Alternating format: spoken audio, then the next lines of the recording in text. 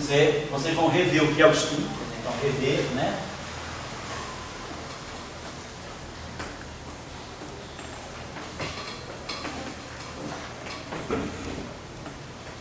Conexão com é só 2, agora não tem mais é só 3, não é só 2. E fazer a decomposição em módulos distintos. Então eu tenho um campo agora, que seja o campo I, J, K, alfa, beta, gama. Então esse índice IJK, vamos de 1 a 2, são índices planários, JK, 1 e 2. Né? E por acaso também nesse espaço, os espilores de 2 dimensões também são espilores de 2 componentes. Né? Também vão tomar valores 1 e 2. Então, em princípio, esse tensor aqui tem 2 vezes 2, 4, vezes 2, 8, 16, 32, 64 componentes. Né? Então, são 64 componentes, né, misturados. Agora, vocês estão vendo claramente, ele tem um índice espilorial a mais. Então, alguma coisa semi-inteira vai sobrar no final do dia. Esse campo, certamente, é um campo de natureza freudiana. 64 componentes. Então eu quero dizer, tarefa, né, muito criativa, refazer o que nós fizemos agora, decompor em módulos de spin e fazer, obter a transformação infinitesimal, identificando, né, os geradores de rotação. Então, fazer 64 componentes, então, é analisar segundo os componentes de spin,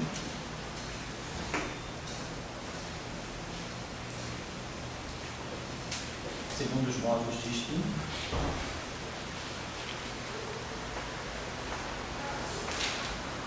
Agora você tem que ter cuidado com o seguinte, o spin em SO2 está ligado a S, quer dizer, o spin em 3 dimensões, 1 mais 2, ele está ligado a SO2. SO2 não tem mais nada a ver com SO2. SO2 não é um grupo, ele é um grupo de uma única componente, ele é um grupo abeliano.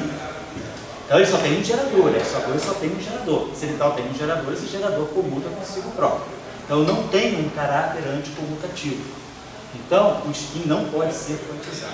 O que é importante para o spin ser quantizado, quando tira aquela série 0, meio, 1, meio, inteiro ou semi-inteiro, é porque a gente usa a álgebra de S2, define os operadores de escada, e a gente vê que tem um operador que levanta o spin e um operador que abaixa o spin. É crucial eu ter uma álgebra não comutativa. Aqui nesse caso, a não comutatividade desapareceu. O problema é simplíssimo. Por isso ele é mais complicado. Essa simplicidade excessiva complica um pouco. Então, o que é o spin, afinal de contas? Pensem um pouquinho no conceito de spin nesse espaço em que eu tenho um só gerador. Rever um pouquinho esse conceito. Tá? Não é nada de original, se existe na literatura. Né? Então, analisar segundo os módulos de spin. Então, eu estou colocando aqui esse spin, entre aspas, né? Porque não é um spin no sentido de quantizado. Isso é quantizado em unidades de meio. Né? Ele é um spin contínuo. No princípio, o spin aqui é contínuo.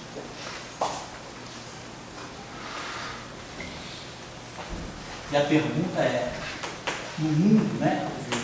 O spin contínuo é real. Mas será que ele é natural? Porque ele é real, já existe o grupo de dados. O sistema, o conceito de covariância me dá.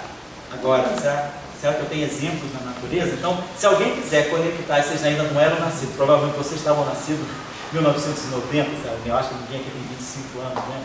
A maioria mais jovem. Então, em 1990 e 1992, houve uma grande atividade. E nem se fala até hoje, né? A coisa nasceu basicamente assim, bombava na literatura entre 90 e 92, que era o conceito. Aliás, galera, até um pouquinho antes, até 1988 começou a bombar. Esses 4 anos foram mais bons. Depois a coisa foi decaindo, que é o conceito de anyons e semions. Anyons está dizendo partícula N, né? On é partícula, e N é qualquer. Então, seriam partículas de qualquer spin. E os semions seriam partículas de spin semi-inteiro, tipo spin 1/4. Então, na matéria condensada, que se mostrou, o trabalho que ficou, detonou esse estudo, foi o trabalho que mostrava que um gás, então, se a gente considerasse um gás de objetos bidimensionais com spin tipo 1/4, esse sistema exibia supercondutividade a temperatura zero. Então, isso detonou um interesse muito grande nesse estudo dos chamados ênions. Então, a supercondutividade planar, esse é um problema planar.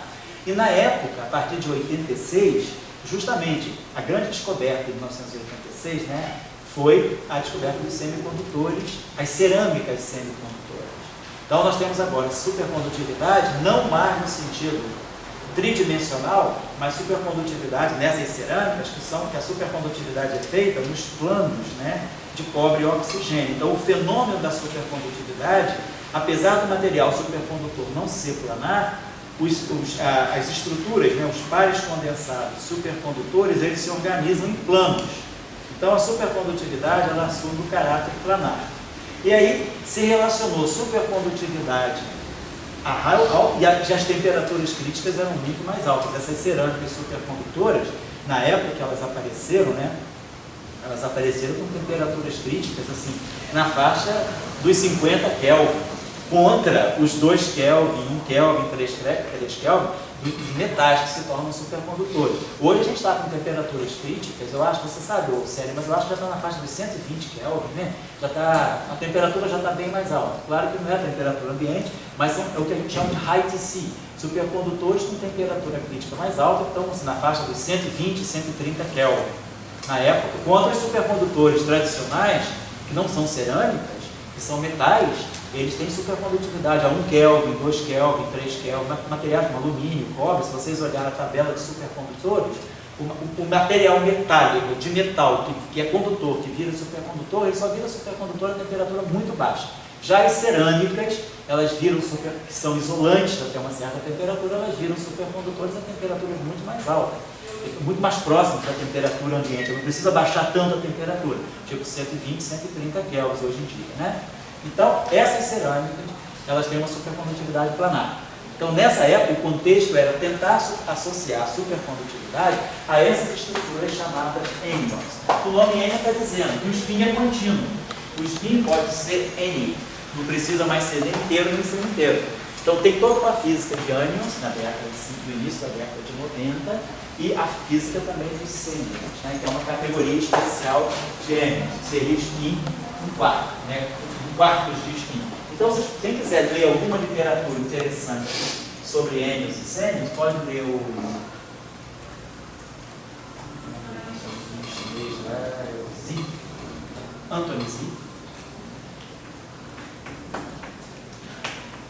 que é chinês, mas passou 8 anos da vida dele na infância em São Paulo. Uma vez ele foi no ICTP. Eu nunca vou esquecer da palestra dele, realmente nasceu. Nunca vou esquecer do seminário dele no ICTP, que foi no dia daquele famoso jogo do Brasil com a Espanha, em 82. O Brasil com a Itália, quando a Itália deu de 3-1, tirou o Brasil da Copa da Espanha.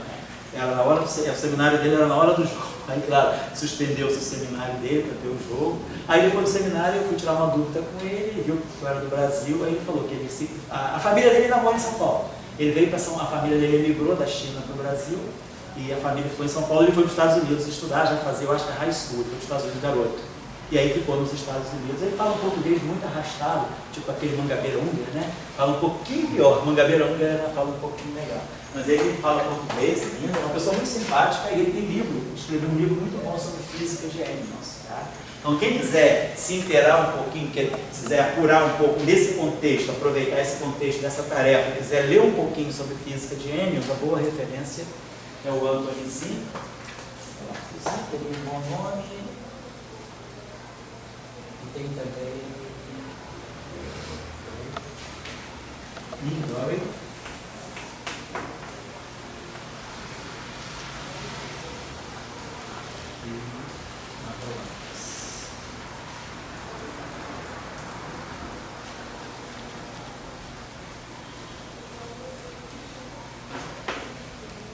Não me lembro do primeiro nome do Mavromatos, mas o Dória e o Mavromatos também fizeram alguns trabalhos muito interessantes sobre essa discussão dos ênions em conexão com a supercondutividade.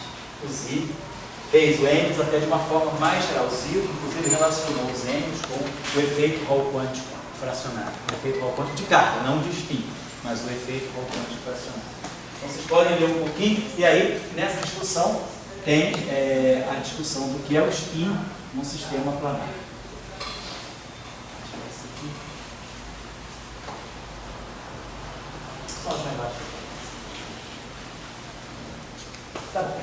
Então a tarefa que fica é analisar esse campo aqui segundo os modos de spin e depois, né, trabalhar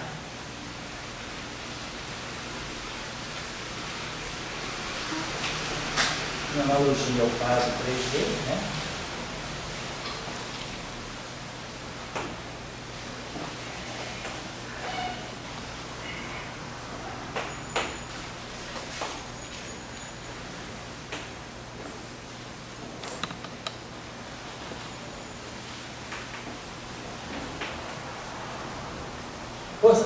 Escrever esquematicamente. Vou botar L aqui, explicitando a parte que vai dar momento angular orbital e a parte que vai dar o spin, que eu vou chamar de S.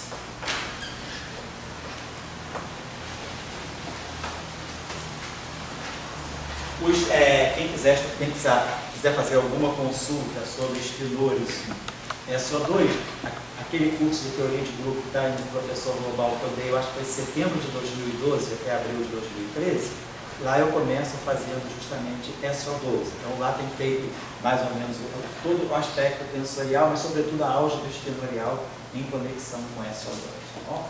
SO2 é bastante interessante porque vocês podem ter espinores com propriedades interessantes. Espinores de Majorana, que é uma coisa que é muito importante hoje em matéria condensada, em associação com esses supercondutores, esses isolantes topológicos. Né? Então está aparecendo agora essa onda de espinor de Majorana, né? Férmions de Majorana em matéria condensada, em duas dimensões, dá também que esses fenômenos justamente de baixa dimensionalidade são muito ligados a férmions de Majorana. É um espaço muito propício para a formação de estruturas de Majorana, de férmions de Majorana.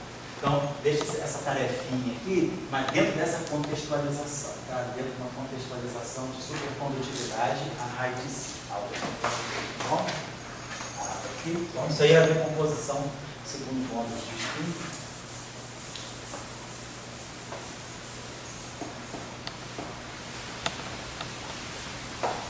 Outra coisa interessante também, tem um trabalho interessante. Quem quiser dar uma olhada, foi Feinberg.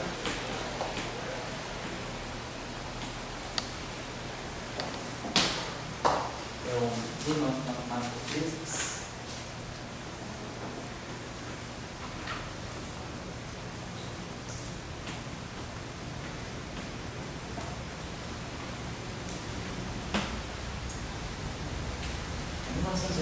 Ou 1980.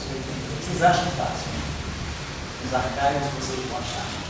Até porque o Burt acabou ficando com um pouco de trabalho que ele largou a física, em certo momento. Ele fez um pós-doc em Trieste também. Ele era aluno do professor Parucci, lá de Boulder, no Colorado, e ele foi para Trieste. O trabalho que assim, colocou ele bem na mídia, ele era um cara um pouco isso, porque por causa desse trabalho, esse Journal of Mathematical Physics, ele é um trabalho excepcional, um trabalho muito lindo, onde ele discute o que é campo e o que é partícula de uma forma também. No fundo, ele transfere todo o conhecimento do grupo de Poincaré. No fundo, ele faz isso. Poincaré e 1 mais 2. Então, ele descreve de uma maneira bem clara a relação entre campo e partícula, o que realmente pode ser uma partícula nesse mundo. E ele mostra umas coisas muito interessantes nesse trabalho. É um trabalho bem citado por conta disso. Ele mostra, por exemplo, que se você tiver um mundo planar, toda partícula que tem massa zero, necessariamente tem que ter spin zero. O mundo tridimensional, 1 mais 2, ele vincula muito a massa com o spin. Então você não consegue, você pode até escrever um campo de massa zero que seja de natureza tensorial, mas você vai olhar o spin no final do dia zero. Então, ele amarra, tem uma relação interessante que toda partícula de massa zero tem necessariamente spin zero. Então, para o fóton, o eletromagnetismo em 3 dimensões, o fóton é escalar. É uma partícula escalar. Mesmo que ele seja descrito por um potencial vetor, ele não é um vetor, ele não tem natureza, ele não tem polarização, ele necessariamente é uma partícula escalar. Então, esse trabalho, estou colocando isso em conexão por isso, porque nesse trabalho do Burt, mais do que estudar as rotações, quer dizer, ele não estuda nem as rotações, ele não estuda o setor não relativista, ele estuda, na verdade, a coisa relativista. Ele pega o grupo de Lorentz em 3 dimensões, né? Ele pega o Lorentz em 3 dimensões, SO12, e pega o Poincaré também em 2. o grupo de Lorentz e o grupo de Poincaré em 3 dimensões. E aí ele mostra que todo objeto que tem massa zero tem necessariamente spin zero. E ele mostra que todo objeto massivo, o spin só pode ser mais 1 ou menos 1. Não tem spin 2 em 3 dimensões. Não tem spin 3. O spin vai ser, ele mostra nesse trabalho, que o spin de uma partícula massiva vai ser sempre a massa dela sobre o módulo da massa. Então, o spin, parâmetro de massa pode ser negativo, a massa não é negativa, os parâmetros de massa. Então, o spin vai ser sempre mais ou menos 1. Então, tem uma discussão muito interessante de qual é a relação. Será que em 3 dimensões o que é grave e o que é forte? Então, o trabalho do Deser é muito interessante sobre essa discussão. Quando você vai para 3 dimensões espaço-temporais, 1 mais 2, quando você chega em 2 dimensões espaciais, você pode ter uma crise no que é fóton e no que é grave. Então, essa discussão é interessante. Esse trabalho, eu acho que ele indicou muito bem essa discussão lá no início dos anos 80. Esse trabalho do Deser é bem recente, é um trabalho da década de 2000. Esse trabalho do Dort é de 1981, 82, assim que ele se doutorou. Ele foi para a Trieste lá com o Baruch e tinha feito esse trabalho. Foi esse trabalho que colocou ele em teste. O professor Salão gostou desse trabalho e deu o pós-doc para ele em função dessa pesquisa que ele fez aí no doutorado. Um trabalho super bem escrito, porque ele era um cara muito didático. Trabalho, vocês podem ver, vocês vão entender quase, vocês vão entender tudo. Certos cálculos a gente pode ter dificuldade de reproduzir, mas você sabe o tempo todo o que está acontecendo, você sabe o que você está fazendo. Mesmo que você não saiba fazer o cálculo, você sabe o que você está fazendo. Você não fica perdido no que está fazendo. Fazer o cálculo pode ser uma outra história. Mas ele faz esse trabalho. Precisa saber um pouco mais de teoria de grupo só. Mas a teoria de grupo também eu acho que dá para vocês descobrirem por conta própria o que dá para fazer. É um trabalho muito interessante dentro dessa colocação que eu estou fazendo com vocês. O que é uma física, o que é um grupo de covariância, tá bom? Beleza, eu quase acabando essa parte da aula. Agora, vamos só começar. Então, isso aí é a questão da redução em modos de spin ou a redução em componente, ou a decomposição em modos de spin.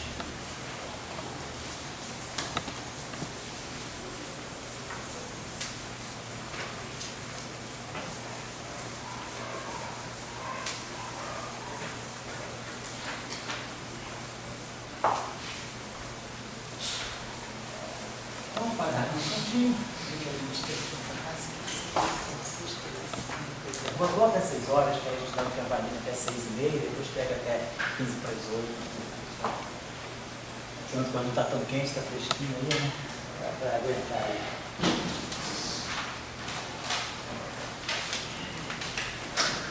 Não tem mais nada assim a comentar, não? Se alguém quiser, né? Quer dizer, quem quiser ir à frente, né?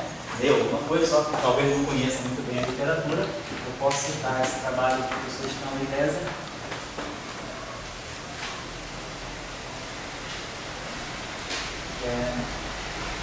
Trabalha a relação, o que é fóton, quer dizer, a relação entre fótons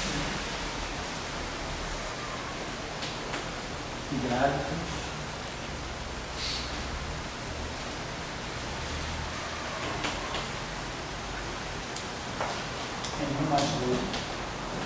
E aí então a discussão procede. Por quê? Procede porque nesse trabalho aqui fica claro que qualquer objeto de massa zero em 3 dimensões é escalar.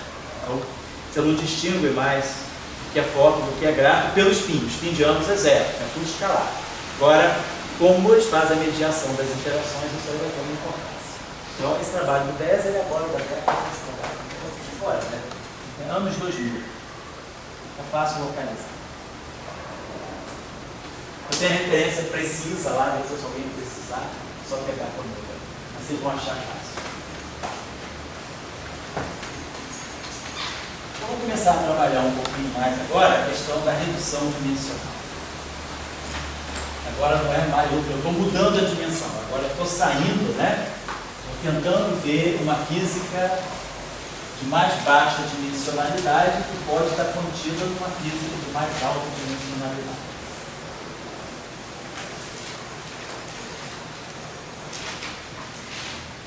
Redução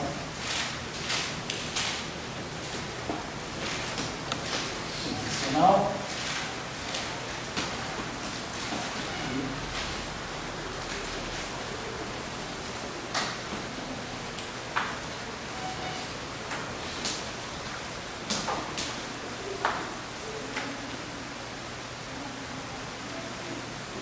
Então, só para ter uma ideia do contexto mais amplo, a redução dimensional, para quem já ouviu falar nas chamadas teorias de Kaluza-Klein, né?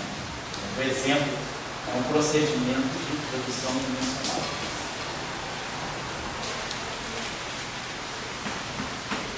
Outro exemplo que a gente pode ter também seria compactificação de dimensões compactas, né?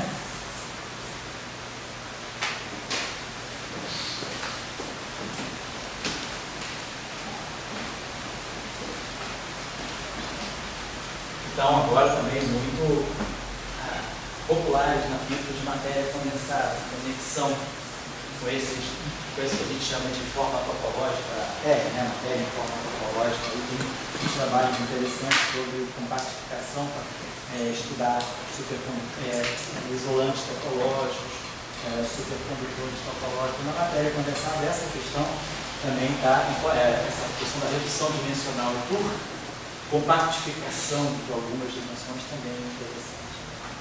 Tem uma física bastante interessante aí, atual, quer dizer, um trabalho muito interessante, é um trabalho de junho de 2012.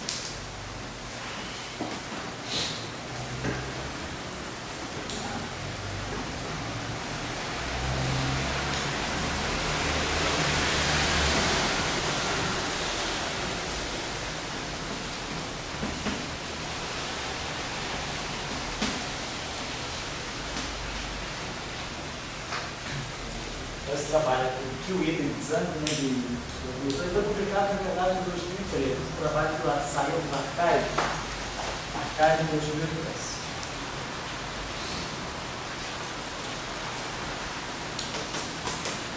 Depois, no Physical Review dele, ele saiu em 2010. Esse trabalho levou talvez 8 meses para ser colocado, né? Se aceita, eu trabalho bem assim, com ideias novas, com uma certa quebra de paradigma. E esse trabalho aqui justamente faz essa redução. A gente trabalha um modelo de 5 dimensões, 1 mais 4 desse, e faz uma redução para o nosso espaço tradicional, 1 mais 3 dele. E aí eles mostram que a física aqui do supercondutor topológico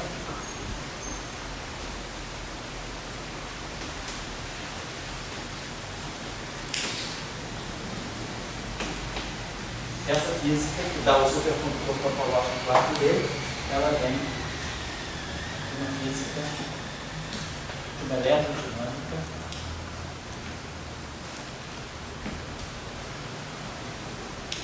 axial.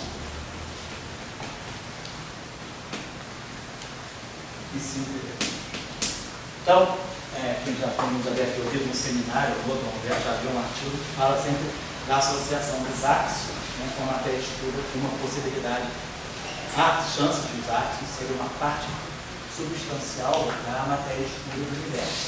E esses áxios, eles podem se acoplar com os fótons, né, numa descrição que nós chamamos de parafótons.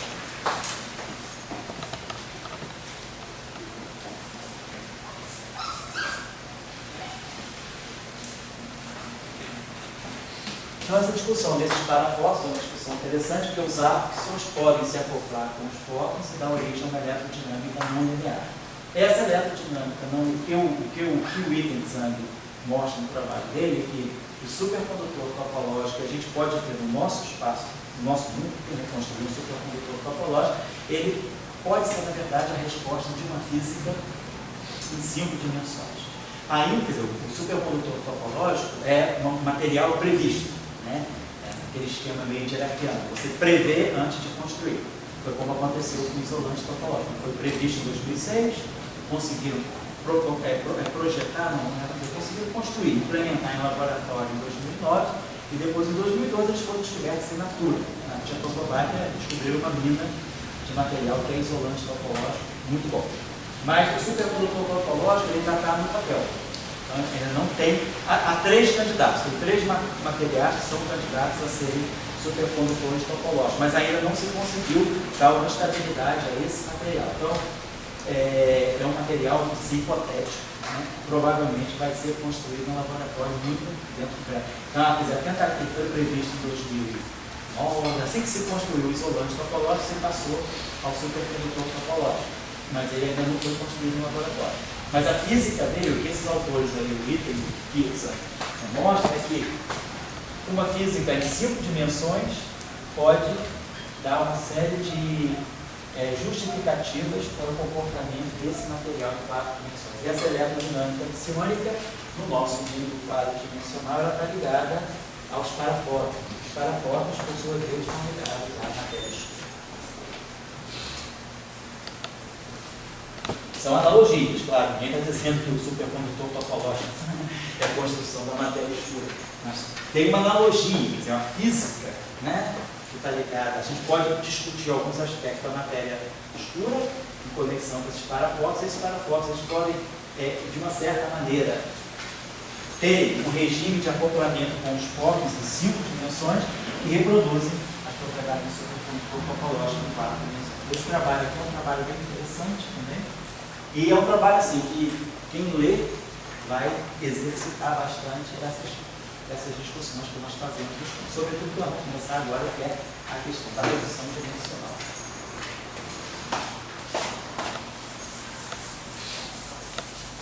Então agora nós não estamos mais falando de ficar na mesma dimensão, nós estamos pensando agora, o campo agora, ele vai ser visto sob a ótica de um espaço-tempo, vamos dizer, de dimensão menor. Tem também, não vou fazer aqui, a chamada oxidação dimensional, que é quando você vai para a dimensão mais alta. Você, por exemplo, parte de 4 dimensões, e a partir de 4 dimensões você vai construir uma física em 5 dimensões. Então você vai aumentar a dimensionalidade. Tem esse processo, desse método chamado de Dimensional Oxidation. Então, vamos trabalhar mais a redução. Vamos sair de dimensão mais alta para a dimensão mais baixa. Então, vamos partir do seguinte exemplo concreto. Nós estamos em 1 mais 3 dimensões. Então, no nosso mundo, exercício 1, o sistema que nós estamos estudando agora. Então, tem 4 dimensões, olhando não relativismo. Estamos trabalhando dentro de um mundo não relativista. Pode fazer com quem está trabalhando. Então, vamos dizer que a gente queira fazer, vou passar de 1 mais 3 dimensões, e pode ver isso, como é que fica com as equações de Maxwell. Eu estou em 1 mais 3 dimensões e vou querer passar para 1 mais 2 dimensões. Então aqui, o meu grupo estou pensando no grupo de rotação, eminentemente rotação. Então não estamos preocupados com a descrição covariante aqui. Aqui eu tenho o meu grupo SO3, as rotações do seu tempo espacial, e aqui eu vou ter o meu grupo SO2. Rotações do plano.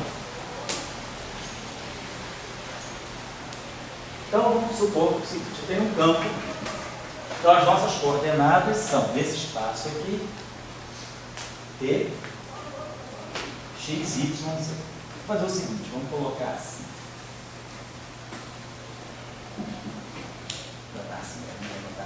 Dizer que as nossas coordenadas aqui sejam coordenadas x e grande. Então, x e grande. Esse i grande é 1, 2, 3. Eu vou codificar dessa maneira assim. Coordenadas xi, 1, 2, e vou explicitar a coordenada z. Então vamos fazer a seguinte parametrização das coordenadas. O tempo é o tempo para todo mundo. Agora, o que são as coordenadas em 3 dimensões, né? I igual a 1, 2, 3.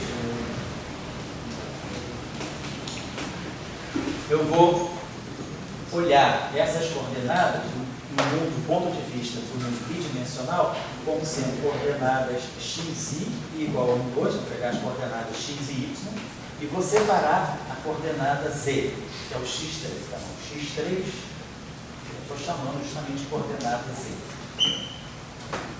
que é a coordenada extra. Não sei que é a coordenada extra. E eu vou querer fazer uma redução ao mundo planar. Então, essa vai ser a parametrização que a gente vai adotar.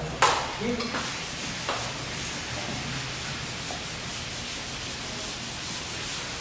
vou dar um intervalo para 6 horas.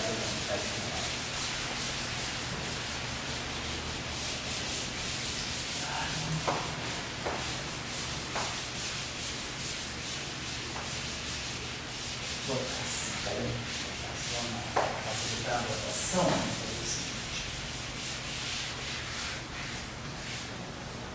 Então, vamos pensar assim, no plano, quer dizer, aqui em SO2, se eu estou dizendo que eu vou olhar o mundo bidimensional, para nós o mundo bidimensional, o nosso D igual a 2, vou colocar assim, o nosso D igual a 2, então as coordenadas são x e y, né? Quer dizer, ele é ortogonal, nosso mundo D igual a 2, ele é ortogonal à coordenada Z, a coordenada ortogonal ao eixo Z.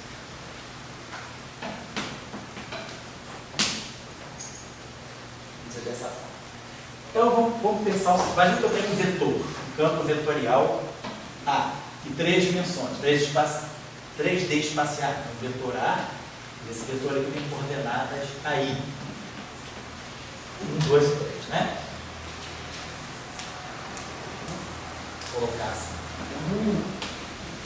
Então, se eu fizer uma rotação no plano XY, fazer uma rotação em torno do eixo dos eixos, a componente, então esse vetor então vai ter as duas componentes dele, vamos colocar assim, as duas componentes espaciais, 1, 2, e a componente Z, que é a componente A3. Do ponto de vista do mundo bidimensional, se eu faço uma rotação no plano, ou seja, uma rotação em torno do eixo dos eixos, a componente Z não sente. Então, aquilo que é a terceira componente de um vetor tridimensional, ela, do ponto de vista bidimensional, ela se comporta como um escalar. Por quê? Vamos chamar esse escalar aqui de S. Por que ele é um escalar? Porque se eu estou no mundo bidimensional, eu tenho um vetor tridimensional, ele tem componente Z. Mas se eu for olhar o meu mundo do ponto de vista de um submundo ortogonal ao eixo Z, qualquer rotação que eu fizer em torno do eixo Z, ou seja, qualquer rotação do plano ortogonal ao eixo Z, a componente 3 do vetor não vai sentir. A projeção do vetor no plano vai sentir quando eu faço a rotação, mas a componente Z não vai. Então, do ponto de vista do mundo bidimensional, a terceira componente do vetor, ela se comporta como um escalar. Então, isso aqui já daria para nós. Então, se eu por acaso pegasse... vamos pensar agora para o espinor. Se eu estou em 3 dimensões, né, meu espinor em 3 dimensões, vou pegar um espinor em 3 dimensões, ele tem componentes 1 e 2, C1 e C2.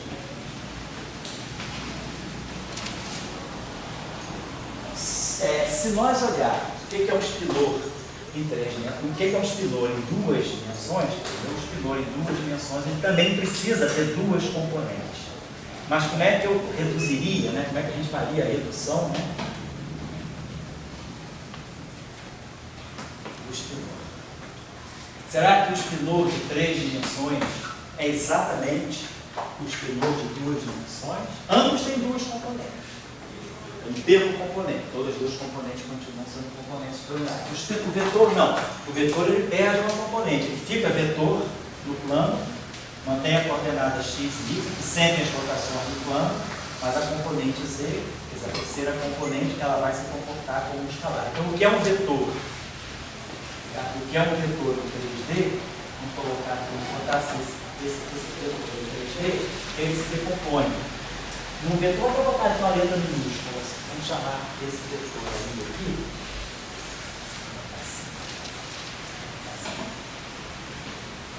A minúsculo. Então, o vetor A minúsculo é o vetor que só tem componente x e y, e a terceira componente lá é o azul.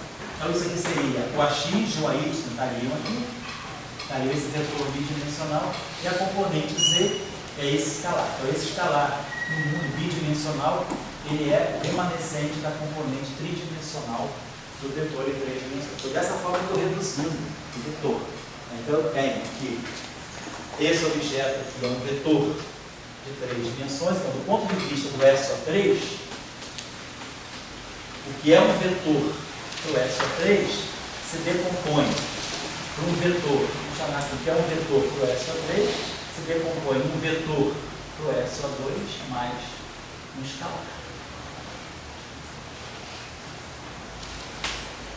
Então, essa seria uma decomposição, né? Um vetor se quebra num vetor mais um escalar. Se eu por acaso pegar um tensor antissimétrico, aquele tensor que nós estudamos, o H e o J, pegar então 3, vou dar um intervalo agora, tá? Esse cara aqui simétrico. Então esse cara aqui vai de 1 a 3, né? Como a gente tinha, tudo que está com índices maiúsculos agora são os índices tridimensionais. 1, 2 e 3. Então eu tenho H, 1, 1, 1, 2, 1, 3, 2, 1, 2, 2, 2, 3, 3, 1, 3, 2, 3, 2. As 9 componentes aqui. Vamos dizer que ele seja simétrico. Um tensor simétrico de rank 2. Tá? Então a gente já sabe, reduz para 6 componentes. Então é claro, esses dois índices aqui estão varrendo, eles podem ter índices em x e y e no índice z. Então eu posso formar aqui o tensor, os dois índices em duas dimensões, H e J. Como eu fiz com o vetor. Depois eu posso pegar um índice em duas dimensões e o índice 3. E depois eu posso pegar os dois índices.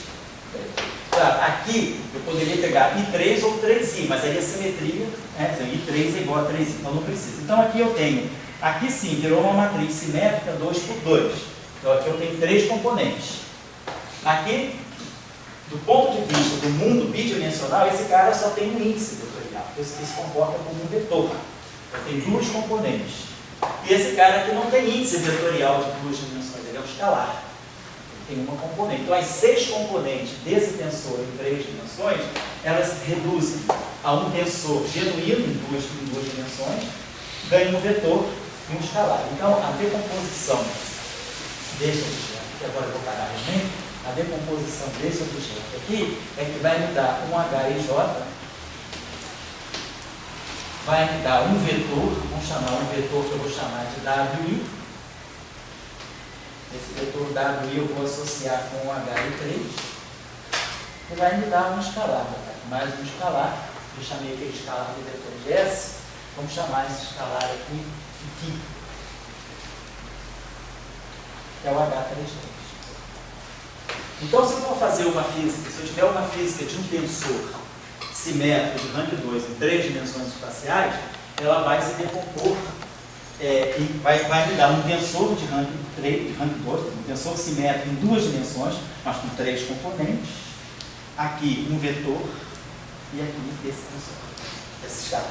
Então, isso é, vamos dizer assim, a base da redução dimensional. O que nós estamos fazendo também é olhando, né, os tensores de SO3 do ponto de vista do SO2. Que é um tensor, que é um puro vetor para SO3, passa a ser um vetor e um escalar para SO2. O que é um tensor simétrico de rank 2 para SO3, passa a ser um tensor simétrico de rank 2 para SO2, um vetor e um escalar. E assim vai. Posso generalizar isso para qualquer, né? Para qualquer tensor. Agora é só aumentar o índice. Né? Vou dar um intervalo agora. Depois do intervalo, vamos falar um pouquinho, olhar o espinor. Para o vetor é fácil, porque a gente faz a redução do eixo. Depois vamos dar uma olhadinha no espinor, tá bom? Então são 6, depois a gente retoma as 6,5, tá bom?